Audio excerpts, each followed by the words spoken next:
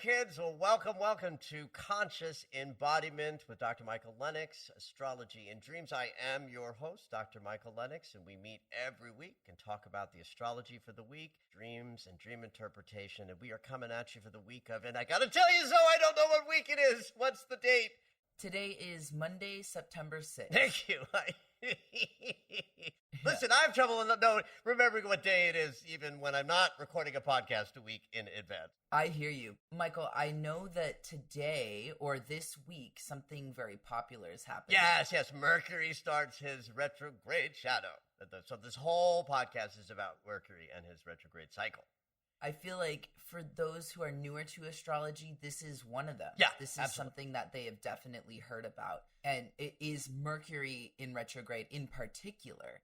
But you had mentioned another day that all planets go retrograde, and we do have a question in the email box about that. Ooh.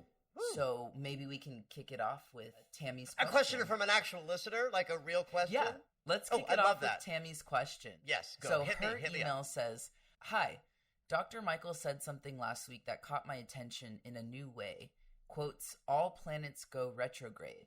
So does Earth go retrograde too? And what about that?"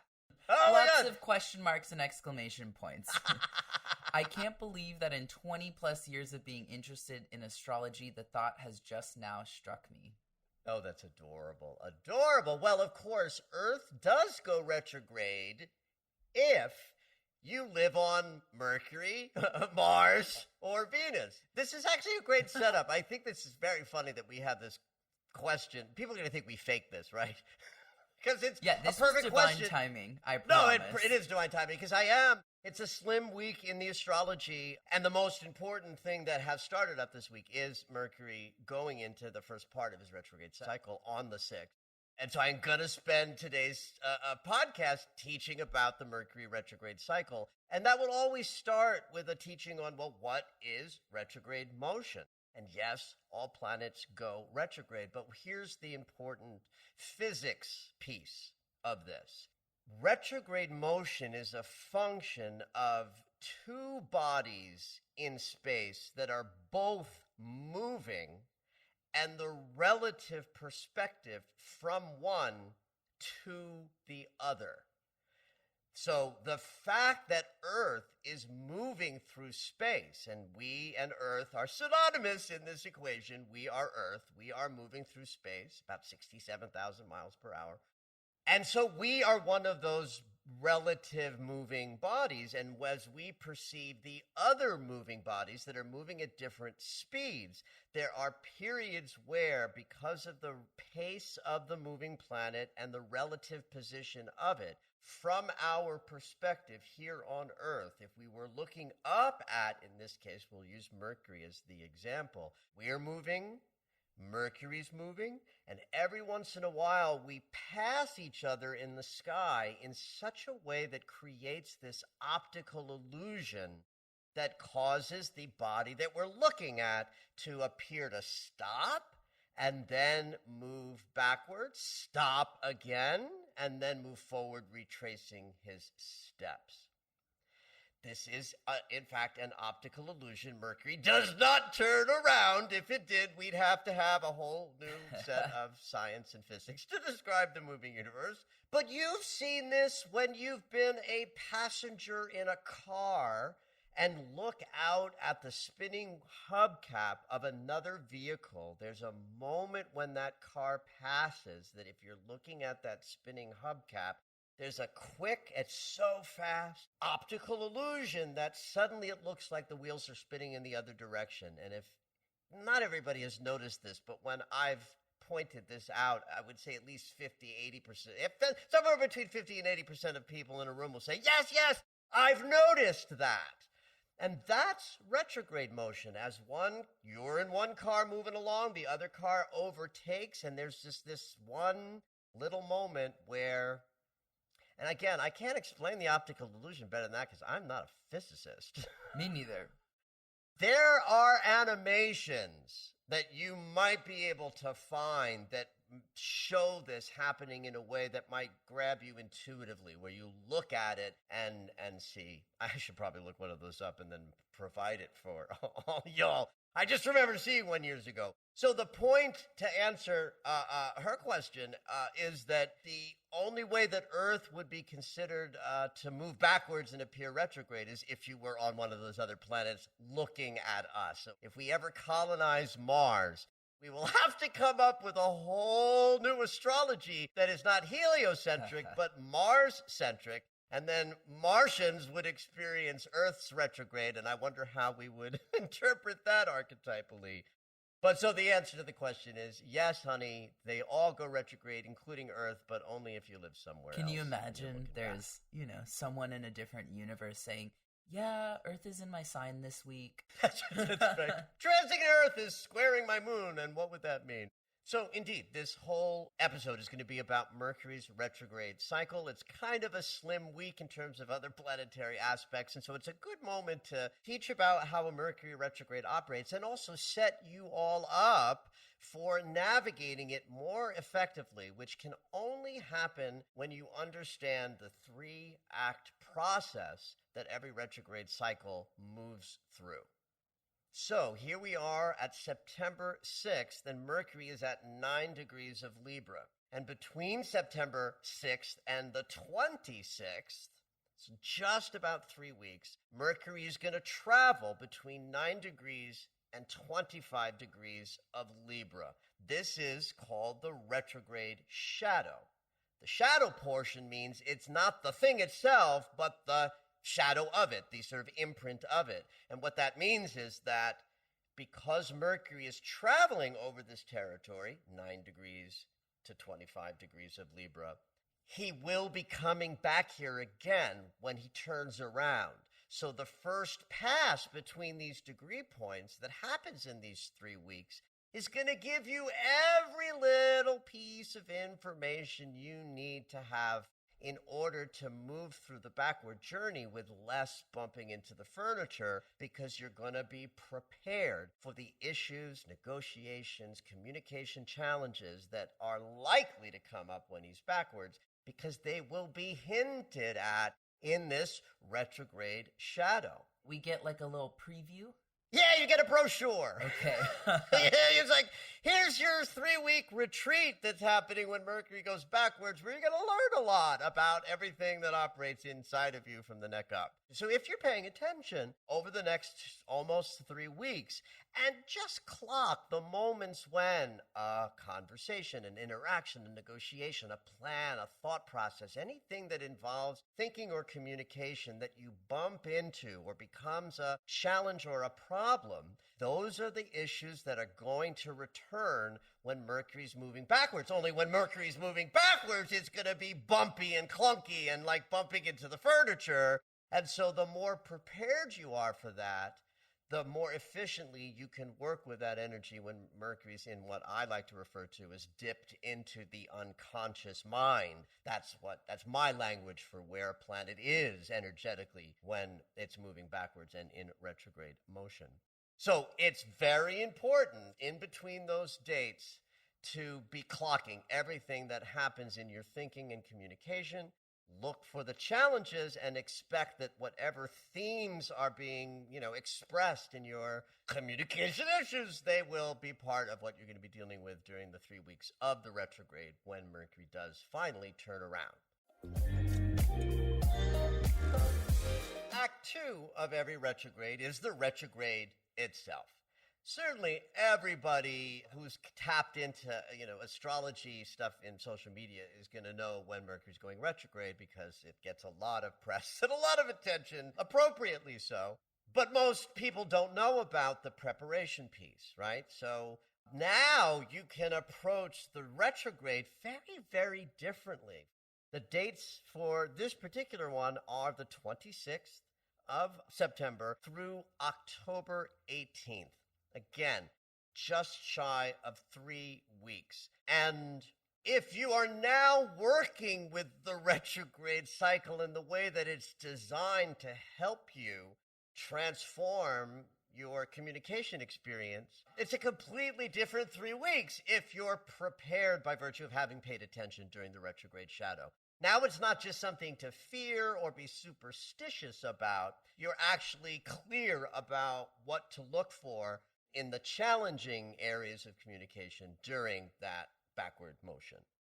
And retrogrades are always 3 weeks, right? Well, with Mercury it is. It's like clockwork. All planetary retrogrades have a pace that we are used to, right? I don't remember off the top of my head, but it's roughly something like Pluto 6 months direct, 6 months retrograde. Uranus is like 4. I can't, again, my mind does. I'm the absent-minded professor. I may know all of this shit, but ask me to, remember, how long Uranus is retrograde, and I can't speak to it. But they are regularly repeating. In other words, Pluto doesn't go retrograde for 6 months one time and 2 months another time. It's a regular rhythmic process. Chiron, very different story because he has an erratic orbit that pulls against the sun. Mercury is like the absolute precise every 88 days for 21 days Mercury's moving backwards. My dad was a watchmaker. He fixed watches. Now, watches today are it's like Zoe. Have you even seen a watch? Do you know? Back in the day, there were these I have things. seen a watch, but I've been told by a third grader recently they don't use analog time at all. I know. Well, back in the old days, a watch had an inner spring, this tiny little inner spring that you wound. When you wound a watch, you were winding this tiny little spring inside the middle of the mechanism that then propelled the mechanism forward. In some ways, that analogy always worked for me because I knew a lot about watches, but it's that idea that at the center of our experience in bodies is our navigating mechanism, Mercury, that speaks to us constantly as our inner, or in my case, outer monologue, our inner thoughts. And that's how we contextualize our lives and our experience. That's our relationship to Mercury. And it's the only planet where the retrograde is that precise. Every 88 days, for 21 days, Mercury appears to move backwards. And in the middle of each of those retrograde cycles, the Sun and Mercury come together in a very important download moment of conscious awareness, the Sun, receiving information from Mercury as he's moving backwards and giving us important guidance because of that connection between the Sun and Mercury. I, of course, will talk all about that next month when that hits because it's a really important, moment in the backward journey.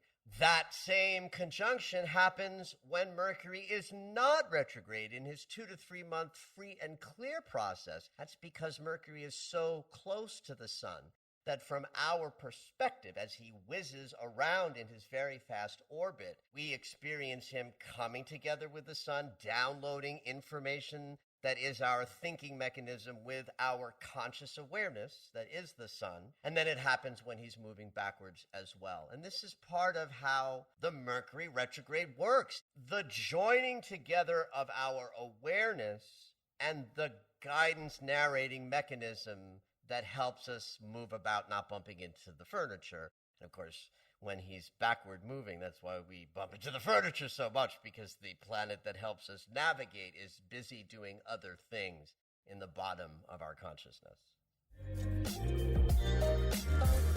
There are two ways of working with what Mercury's doing in any particular retrograde.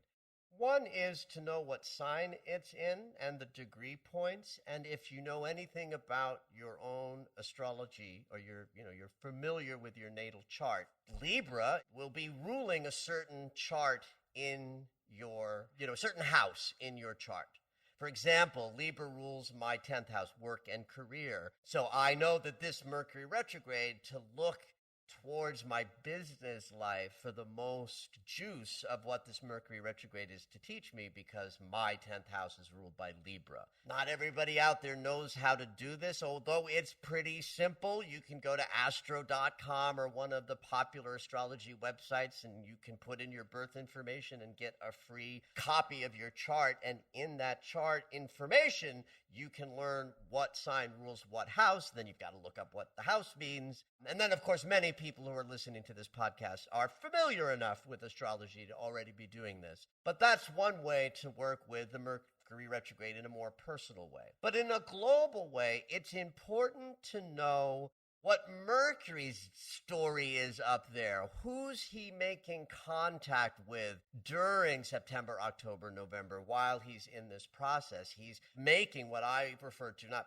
just me, we astrologers will refer to as triple transits. Because he's going to move forward, turn around and hit the same territory backwards, go direct and hit the same territory a third time in a row within a very short period of chronological time. He's zipping back and forth while other planets that move much slower aren't moving a whole lot. So that's why these triple transits will occur. And they give like the storyline of what the archetype of communication wants us to be in consideration. So there are three really important triple transits in this retrograde cycle. And the most powerful one, the one with the greatest weight, is a trine to Jupiter, the great expander. This bodes well for a retrograde that is potentially a little less challenging than certainly the last one was. Mercury retrograde in Gemini was challenging because it's a Mercury-ruled sign. And while he was retrograde, we were also in eclipses and Saturn and Uranus squaring. There's no eclipses in sight. There's no big, squares from Saturn and Uranus during this retrograde. And the strongest triple transit is a connection with confidence and optimism. Well, it's definitely a better story than last one was. Now, I'm going to go to the other side of the spectrum and go to the juicy triple transit, which is a square to Pluto. Squares are conflict and obstacle energies where trines imply flow and ease between the two planets. A square says we're in a fight. And so if Mercury's doing one of the fighting sides, then it's about thoughts, communication, and neck up experience. And then Pluto holds the shadow, power and authority issues. So while confidence and optimism leads, in the belly of it is this fight with power and authority. Cool. And also, because Mercury's about communication, when Pluto's in the house, communication tends to get sort of backwards and sideways. That's where passive aggression rises up, jealousy, obsession, territorial disputes, all of those sort of darker qualities of communication will be part of this retrograde cycle. So if we just look at these two that I've sort of indicated so far, we have one where we feel confident, optimistic about our communication experience, but at the same time, we're going to be confronted with this shadowy Plutonian communication stuff that might be because of our passive aggression, shadowy communication stuff, or we bump into that in others that we are interacting with, and we have to process that kind of, sideways challenges to communication. So that to me is the major theme. If Mercury in Libra is about harmony and balance in your communication, the trine to Jupiter will certainly get us in touch with where we are too much and over the top and get out of authenticity because we're pulled by the shiny objects. And then the bottom of the wheel with Mercury squaring Pluto is we're also going to experience the other side where communication isn't clean, pure, and direct because we're being triggered by shadowy stuff that Pluto brings to the mix. If there's a little coda to sort of add on to this Mercury retrograde teaching, it's this. There's one triple transit that I didn't mention before because it's a connection from Mercury to the north node of the moon. It has a kind of a different way it plays out. The nodes of the moon are the angles of energy that generate eclipses. When you take your first breath and you have a natal chart, the north node is your dharma and destiny. Your south node is your karma and your past. And that north node is where your life is to take you. And then up there in the cosmos, when the nodes are transited, it has a similar sense of past and future, only it applies to the collective, the whole planet at large. So if this Mercury retrograde is making contact with the north node of the moon, that means that there's energy in this cycle that is hitting us all at the same time and in the same way.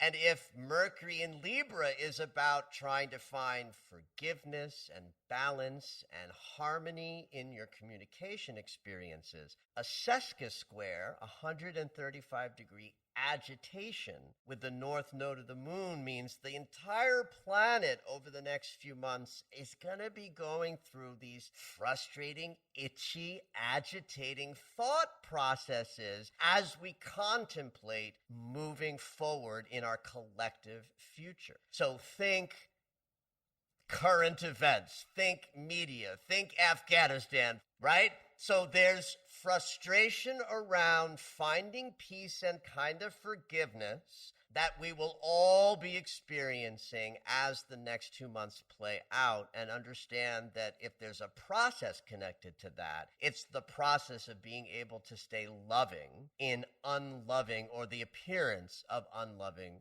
circumstances. One last tiny thing to add to this coda is that while I was prepping for understanding and presenting this Mercury retrograde, I noticed something really interesting that happens right before and right after the retrograde cycle, the entire cycle, like all three parts.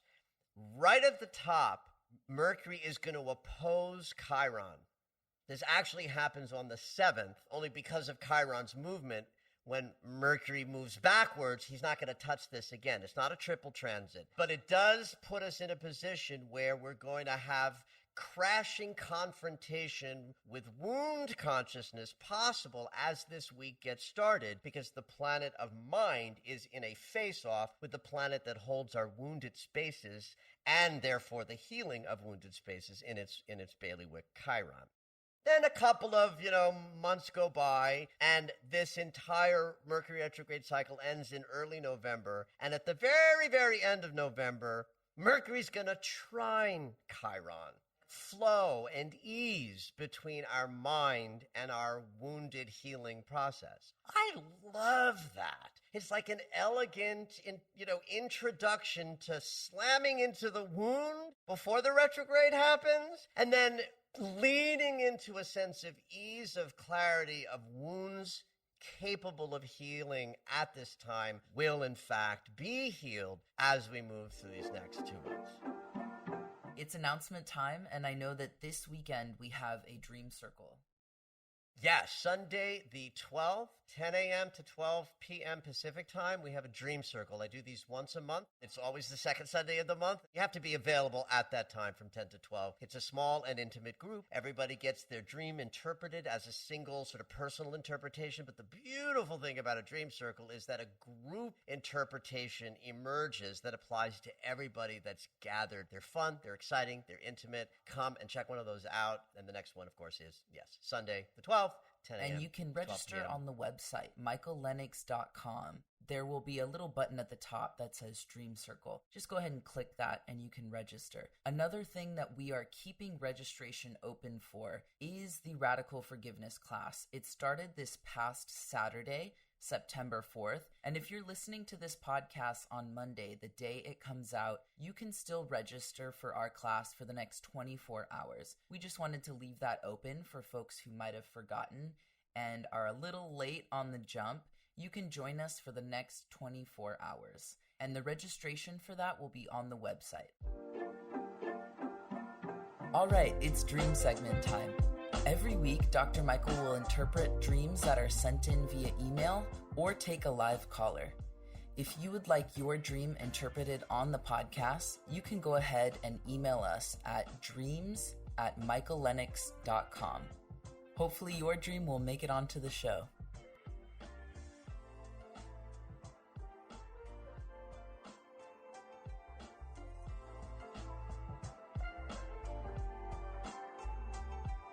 Welcome to our dream segment. This week we have some dreams from the email. I know our inbox is really full, and we so appreciate your patience for those of you who have sent them in. Yes, lots and lots and lots of people have been sending it, which is really Our first dream today is from Christine. Christine says, I woke this morning with last night's strange dream sitting on the tip of my tongue. When I opened your email, I thought, well, there you go. Perfect. So here we go. A reoccurring dream I have is that frustrating feeling when you're trying to get to the airport and nothing is going right. I was looking for passports and glasses. I couldn't get the door to shut. I was going on a trip I took with my little sister to the UK many, many years ago. My sister has Down syndrome. Then the dream jumped to an apartment, not one I've ever lived in.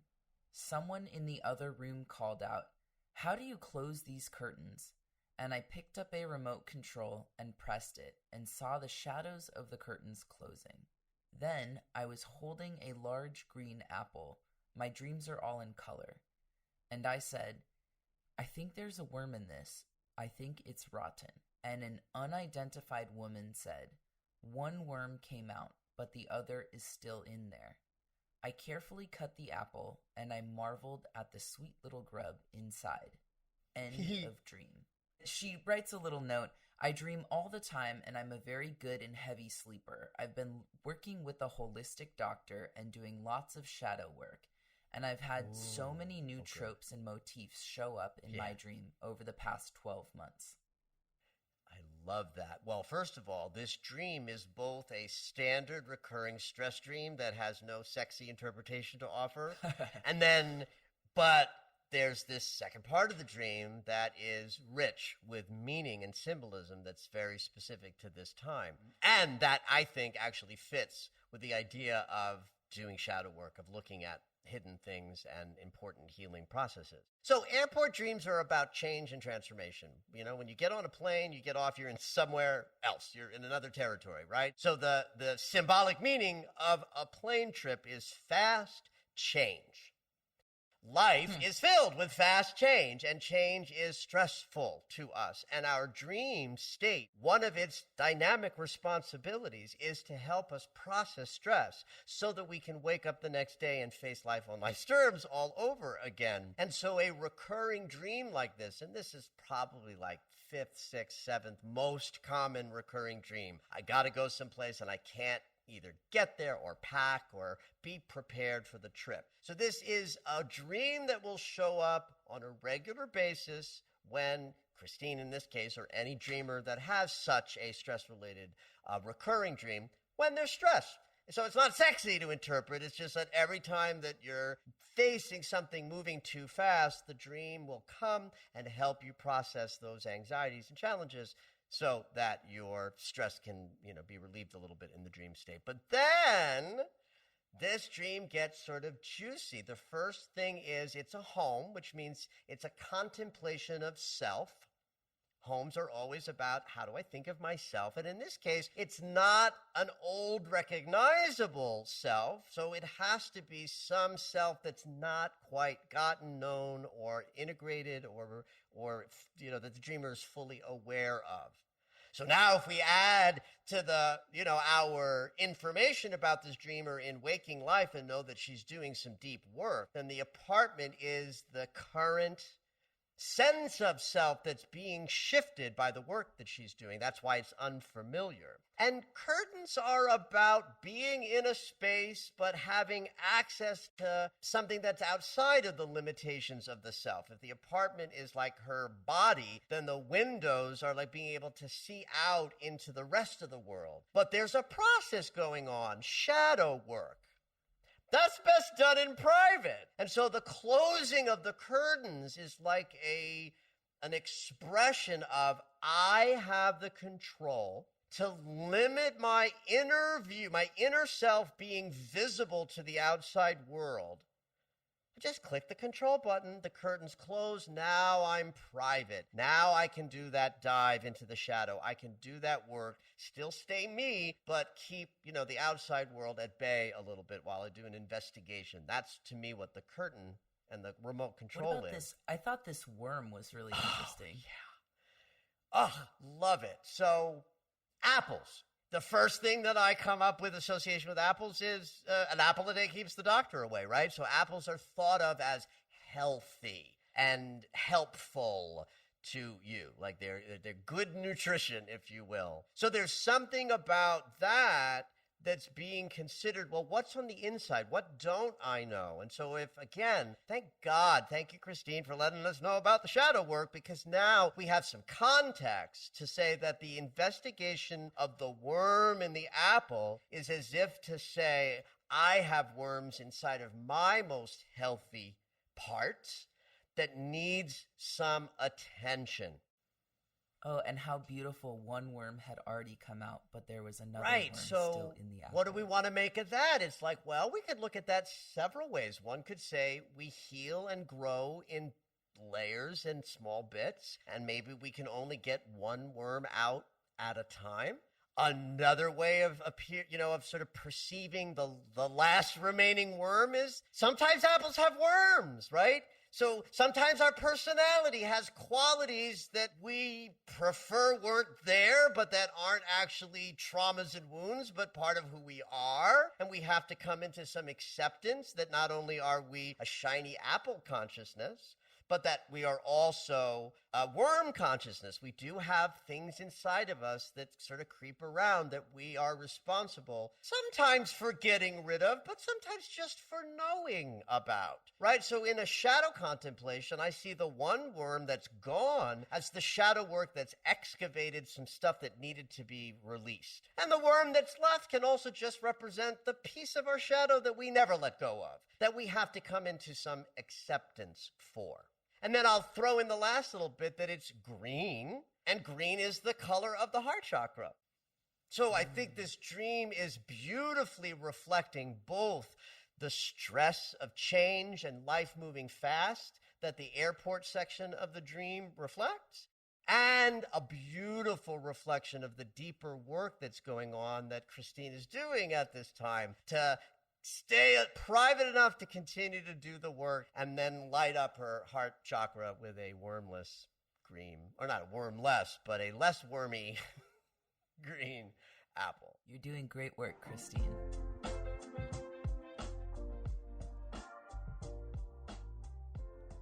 Carla says, I was on top of the highest hill at the foot of the cross of Jesus. The crowd of people... What? Really? So already a heavy hitter in the dream. Absolutely. All right. The crowd of people were slightly down the slope of the hill, and a small number of us were below him. I could feel the thickness of the air, see the overcast skies, and as I, which was an adult, not the 3-year-old, but knew it was me, was kneeling and crying with my hands in front of my face. I heard him scream a scream so loud it hurt my ears, and suddenly the cross with him on it began to fall. I just sat there as it came closer towards me and saw his face with his eyes wide open, screaming no. Still not moving, Jesus and the cross landed on me, crushing me. I woke up screaming, totally terrified, parents unable to console me. If you could interpret this, I would be forever grateful. Ah, here's a part that I missed. I'm so sorry. She's been asking about this dream since she was a little girl, and it's still vivid today as it was when she was about 3 years old. She hasn't... Yeah, so she dreamt this dream recurringly from the age of 3 years old, and it's been many years since she's had it, but it stayed with her for about 50 years.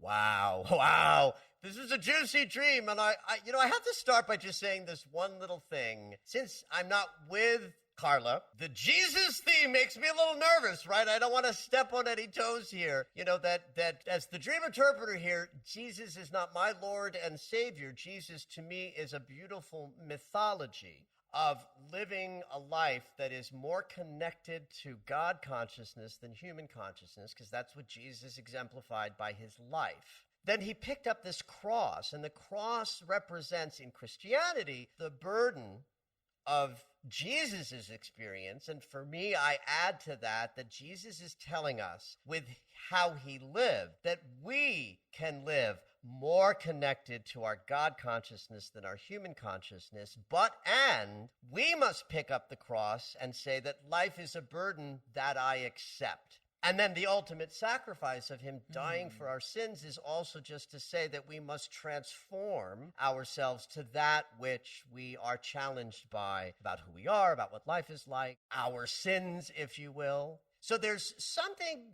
profound about this dreamer at 3 years old tapping into this image that is presented not in some weird, chaotic, kooky dream scenario. This dream sounds like she was there. That she visited the moment, I'm not necessarily suggesting that in a, like as a bona fide, like this is a visitation dream and you went to the cross, but I am very struck by how little chaos is in the scenario. And she's very connected to the no, the screaming no. Now this, I think I would want to be talking to Carla about before I get too detailed about what I think it means, because again, I view Jesus in the mythological symbolism of what his story represents, not some, literal interpretation that he is the Son of God who died for our sins. So I suspect that part of what's happening to this 3-year-old Carla is she's connecting to the mythologies of spiritual connection that might have been part of her family's dynamic. I'm guessing maybe she was exposed to this story. Even at 3 years old, a 3-year-old can be watching, a movie with mommy and daddy on Easter Sunday, the greatest story ever told, where the crucifixion is stormy and dark and scary, right? And that can go into her psyche as an image that shows up in a dream. But to me, this is a deeply, profoundly spiritual connection moment when the no is the juice of the dream, but I wouldn't dare interpret what that no means. If it were my dream, it would be no to Christ as being, the something that the Roman Empire took his teachings and turned it into a warlike experience that has created, patriarchy and colonization. It could be no to that, but it could be no to how hard life is and how scary it is to die. What's happening in that moment when Jesus falls off the cross and screams no? He's dying. We're terrified to die. I think one of the messages of Christ's crucifixion is to surrender to death as opposed to fear it. So I can't in this podcast declare I know what the no means. I just can say it's the juicy nugget of the dream. And you, Carla, hope you're listening. That's the thing to sort of, ruminate on if you want to find out sort of why this dream is still with you many, many, many decades later. I would encourage you to go into meditative space and go back to that place where Jesus is screaming no and see what it brings up in your current psyche. As, the unconscious will respond if you lean in. Maybe draw the scene out with some, colored pencils or something like that. That's the kind of work that I suggest people do when a dream rises up and they want to know more. The conscious mind can't tell us what the dream means, but the unconscious can respond to us picking up tools that trigger and stimulate it. So you do this little work on this section of the dream, and who knows, maybe as an adult, you'll have another dream that will speak to it. Or something will happen as you're sitting there with the drawing or the rumination that you do in a meditative way, and feelings will rise up and ideas will pop. But wow, what a rich and juicy dream. Thank you for listening to Conscious Embodiment, Astrology and Dreams with Dr. Michael Lennox. You can find us on Apple Music, the iHeartRadio app, and anywhere you find your favorite shows. Head on over to michaellennox.com for information on astrology readings, the Daily Astro Alert subscription, upcoming classes, and to join the mailing list.